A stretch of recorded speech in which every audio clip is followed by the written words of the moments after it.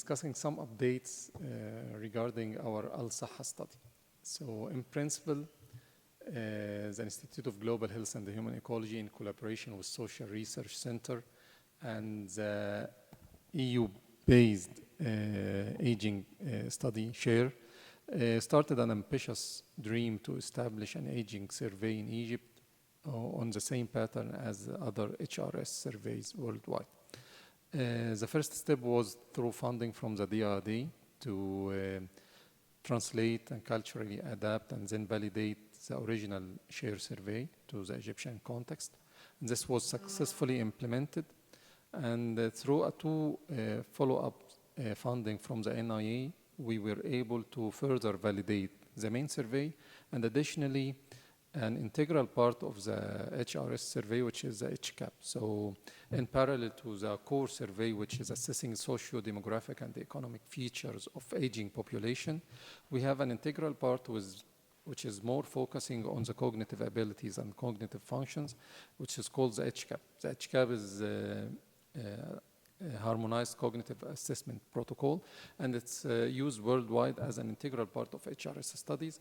The trick here is that usually when it comes to cognitive assessment or evaluation, there are a lot of variations between population, not only the language or dialect, but also the degree of literacy. So for example, for this HCAP validation, we used the originally established Lebanese HCAP version. Because in Lebanon, they have a similar aging survey on a smaller scale of population, but they started the process of translation of HCAP battery before us. So it made sense that we have to start validating the Arabic version rather than starting from the scratch. However, again, we faced several problems or challenges when it comes to translating it from the Lebanese dialect to the Egyptian dialect, and also because of the discrepancies regarding the literacy degree and percentage. But eventually we have done it, and the validation has completed, thanks to the whole team, and thanks also to my PhD student. I don't know if she's a PhD student. We should address her now as Dr. Sara, because her defense is next week. I thought it makes sense to update you. Yeah, originally, I was planning to have a general lecture about the updates of Al-SIHA survey and several cycles of funding and validation updates, but I thought it would be more timely and interesting to you to have Sara co-presenting with me the new validated battery of HCAP, which is the first of its kind. And Sara was returning recently from Germany, and they were very happy because the number of challenges and the volume of challenge faced Sara and her team to validate the HCAP was far higher than what they usually face during the validation in Europe or North America, because they had previous experience. They had some templates. But I have to say that here in Egypt, the HCAP validation started more or less from the scratch. So Sara, you can join me, please.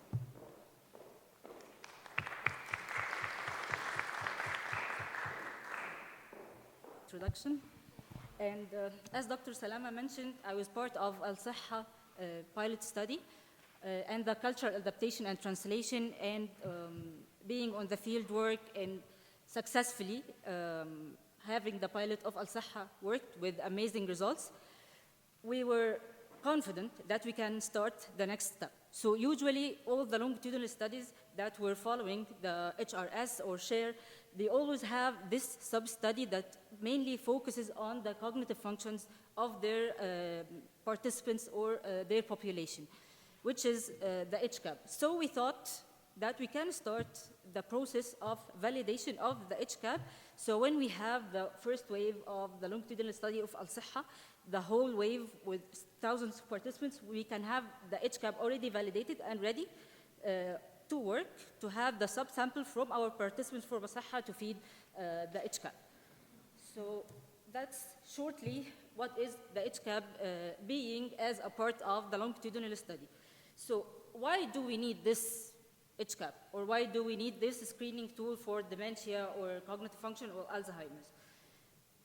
Here in Egypt, we do not have a lot of data. We are totally blind. So when we talk to the policymakers, when we talk to people in charge and tell them this is a pressing matter and this is important, or these are the needs of older population, they have this and that, they have dementia, they have Alzheimer's, they don't know.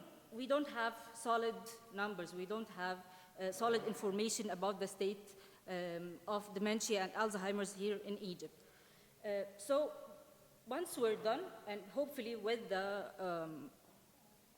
all the waves of HCAP, the following waves of HCAP, we could have a comprehensive idea about the prevalence and the state of dementia and Alzheimer's in the Egyptian population, which can help us build policies and take serious action to protect the older population and to provide them with the care and support they need. So as I said, the main of this study is to have a reliable and valid tool. This is a screening tool. So usually when we want to screen people with dementia or Alzheimer's, we need a professional, we need a clinician, we need a psychiatrist or a clinical psychologist, which is very scarce here in Egypt, and it would be a very long process. So the alternative is having this HCAP. It's a screening tool. After training and after validation, anyone or any team members who gets the proper training for using the HCAP can conduct this tool and conduct this assessment, which will make it much easier to have a larger scale of screening for the state of dementia and Alzheimer's in Egypt.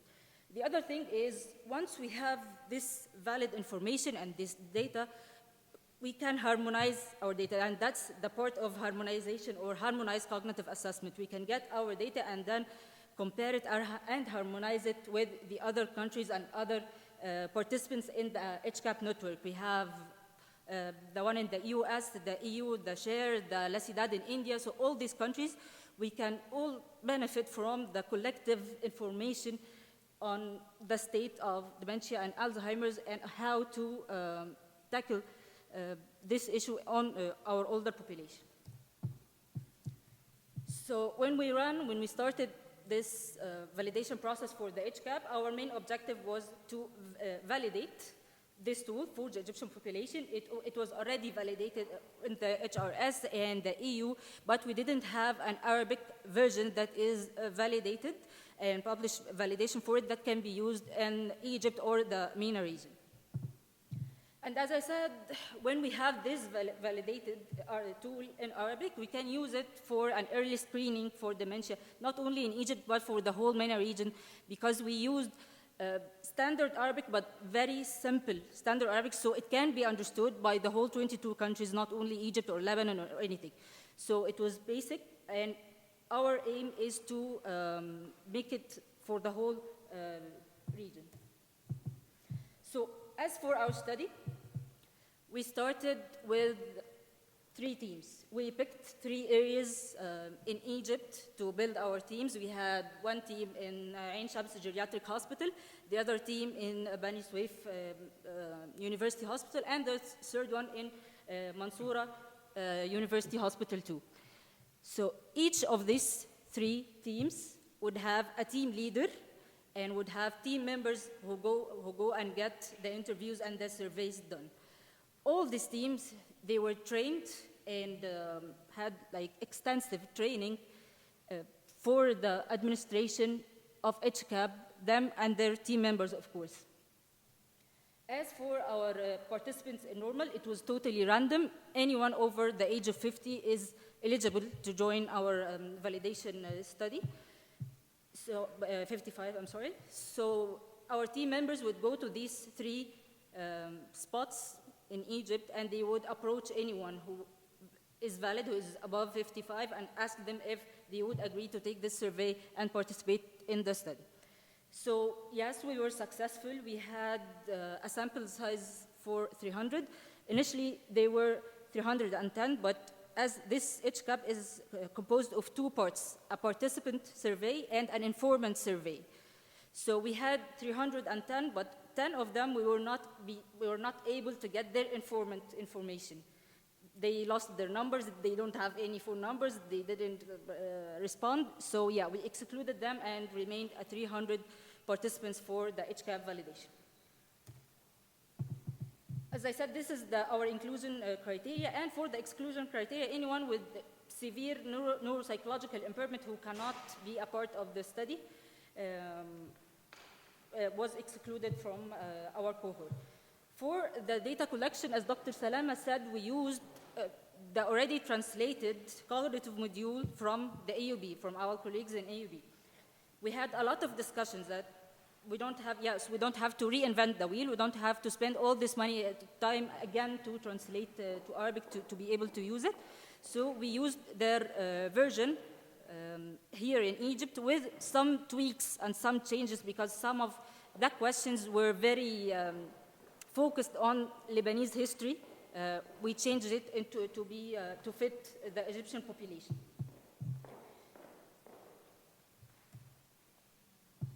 So what do we test through this HCAP? Usually, we're testing cognitive functions. So there are 5 domains of cognitive functions that are covered and tested by the HCAP. It's orientation, executive function, language or fluency, memory, and visuospatial abilities. So these are the main 5 cognitive domains that are covered by the original HCAP, the HRS HCAP. And even when we did some changes or tweaks, we were focused that we have to be able to include these 5 domains to be tested and evaluated in our battery. So again, we tried as much as we can to be aligned with the HRS HCAP. But again, you cannot get a battery that works for the US or Europe and use it here for Egypt and say we're the same. We're not the same. So we had to make our own version, our own battery that fits our population. And one of the things that the original HRS HCAP, it had a lot of tests or questions that requires writing numbers or writing letters or whatever. Even in Lebanon, they used that. But here in Egypt, the case that we have a large percentage of illiteracy. Even people who are like literate, but they're not really literate. When you ask them to write a whole sentence or something like that, or do a mathematical problem, they were not able to do that. So we had to find alternative for some tests that can fit our Egyptian population without the need for using a pen or for the need to write anything, but still cover the whole 5 cognitive domains as following the HRS HCAP. One of the examples that I really like so much, that when testing the executive function, it was a test that requires writing. So we couldn't have that. We checked the work for all the HCAP network, and we found that the study in India, it's called LACIDAT, they used another test that's called a go, no go, just tapping and counting the number of tapping on the table, which is very convenient for our population, and it gave a great result.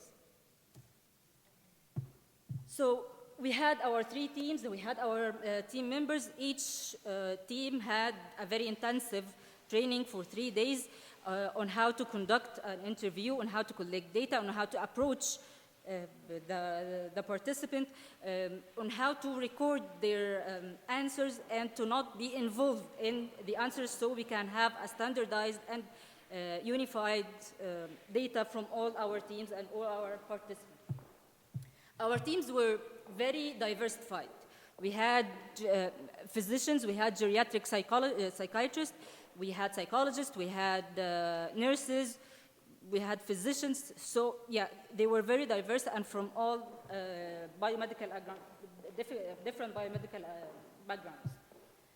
Then once we started the field work, we would have a day, almost daily or weekly follow-up with the teams, the team members and the team leaders to know how it goes, to follow up with the data collection process. Then just to make sure that the process is going well, I would take a random calls for the participants just to check how did it go, how were the data collection process, how were the interviewers, did they like them, did they have anything, did they face any issues during the study or not, just to make sure again of the whole process to be unified and rigorous. So the HCAP, it consists, as I said, from two parts. One is a participant questionnaire, and the other one is an informant. An informant is someone who knows the participant very well. It can be a family member, it can be a friend, someone who knows the mental and physical condition of the participant very well for the past 10 years. So all these interviews and these surveys was done face-to-face, in person, in these 3 spots. So the participant would take the survey and the interviewers, and they would take it, and at the same time, the informant would take the other part, the informant questionnaire, and fill it out while the participant is done. If the informant is not present physically in the same place, we could call them and have it over the phone. It was valid, or if he can come in another time. So when we want to validate our data or our tool, we have to compare it with like a gold standard or something that can make us sure that this tool works. So we chose to compare our work with clinical assessment. So on the other side, like the interviewers would recruit the participants before they were go to any clinical examination in these 3 spots. Then they would go to a clinical, they can go to like a cardiologist, whatever physician they're visiting. Then we would ask them to visit a psychiatrist or a neuropsychologist or a neurologist at these universities, which we contacted and collaborated with to give us a diagnosis for their cognitive state. So we had to choose one unified diagnosis scheme that can be used with all 3 spots to again have the unified validation. We chose the Global Deterioration Scale, GDS, for comparing our results for the clinical assessment. Usually other studies would use the Mini-Mental, the MMSE, but we thought, and after discussions with all our physicians and neurologists, that it would take a lot of time. It will be very time consuming, and it will not work with our cohort and our Egyptian population. That's why we chose the GDS. They all agreed that it's easy, it's applicable, and they will all be able to get us a proper diagnosis for our cohort.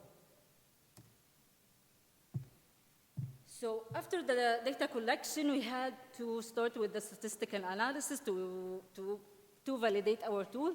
We used unidimensional factor analysis for our data to make it harmonized and make it clear and clean.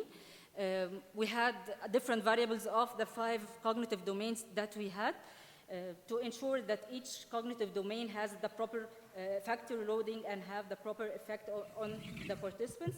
And then after that, we can have all the numbers and all the scores from our participants. We can compare it to the clinical diagnosis that we already had from the clinicians.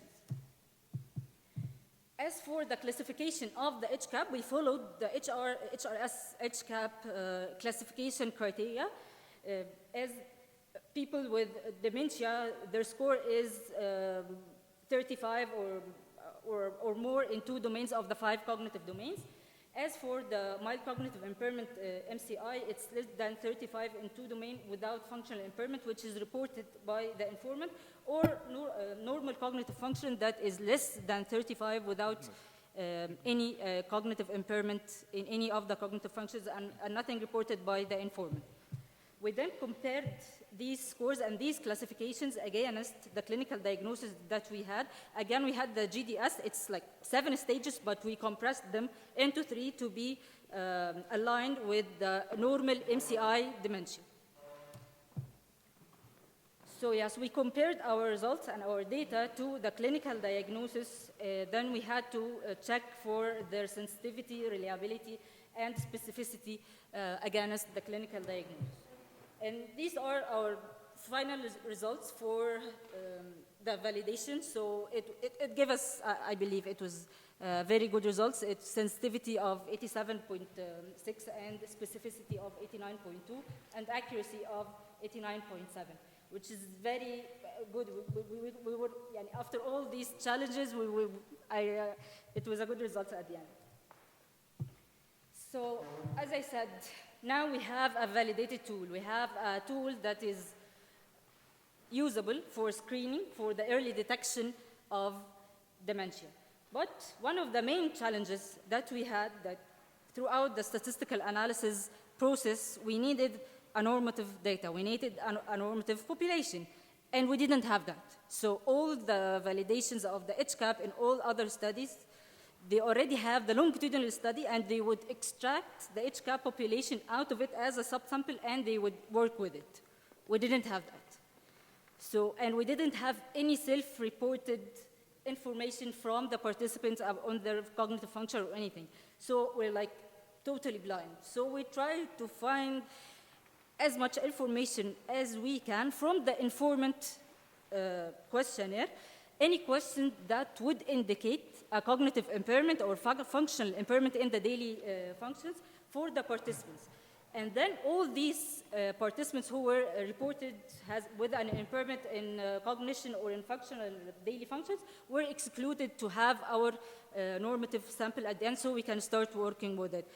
Again, as Dr. Salama said, this is new. Like, I was with the share team, and they were like, we didn't do that. And the HRS, no, we didn't do that. So every time we approach someone, okay, please help us, tell us the process that we can work with, they were like, this is pretty new. No one did that before, so we tried our best to find our way through this. So now we have this validated tool. We can use it, inshallah, for the coming waves for SIHA and HCAP. We can have the early screening and early interventions for the state of dementia and Alzheimer's here in the Egyptian population. It will, of course, reduce misdiagnosis. It's not a diagnostic tool, it's a screening tool, but it can highlight. It can highlight the state of this participant or this patient, which can, of course, improve the overall well-being of the population. There are, of course, some limitations. The sample size was not big, but we used only 300 for the validation. It would be good for the validation, but the coming waves, inshallah, it would be like thousands as a subsample of SIHA. And as I said here, the longitudinal study, we start the wave and then a subwave for the HCAP. So why are we doing all that? We would have all this information and all this data on dementia and Alzheimer's. This is a very recent report that I really liked so much. It came from the Ministry of Social Solidarity and the World Bank on the state of Takaful and Karama project that was carried out here in Egypt. I focused on the Karama part, like how much aid did they give each of these categories under the Karama initiative. They gave money to older population, they gave money to people with disability, so different categories of population.